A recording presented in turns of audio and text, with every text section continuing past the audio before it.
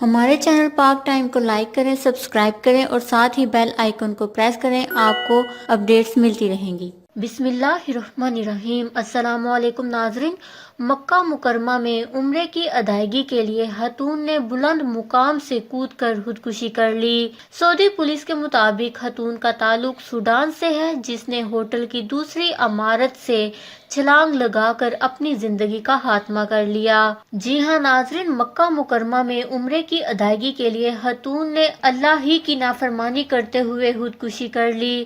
سعودی police کے مطابق خاتون کا تعلق سوڈان سے ہے، جس نے ہوٹل کی دوسری عمارت سے چھلانگ لگا کر اپنی زندگی کا خاتمہ کر لیا۔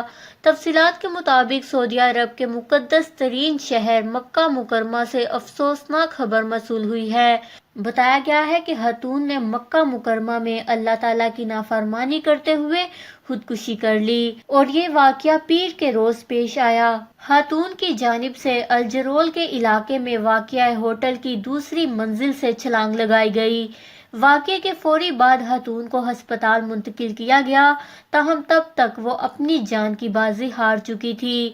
خاتون کی لاش کو پولیس نے تحویل میں لینے کے بعد سرد خانے میں منتقل کر دیا اور لواحقین کی تلاش شروع کر دی گئی ہے۔ پولیس کی جانب سے خاتون کے ڈیٹا کی مدد سے اس کے اہل خانہ کی تلاش کرنے کی کوشش کی جا رہی ہے۔ واضح رہے کہ حالیہ کچھ عرصے کے دوران مسجد الحرام کے احاطے میں زائرین کی جانب سے بلند مقام سے کود کر خودکشی کیے جانے کے واقعات رونما ہوئے، جس کے بعد بالائی منزلوں کی دیواروں کو مزید بلند کرنے کے علاوہ وہاں سیکیورٹی اہلکاروں کی ڈیوٹی لگائی گئی ہے۔ ناظرین، اسلام میں خودکشی حرام ہے، اور پھر اس خاتون نے مقدس مقام پر خودکشی کیوں کی؟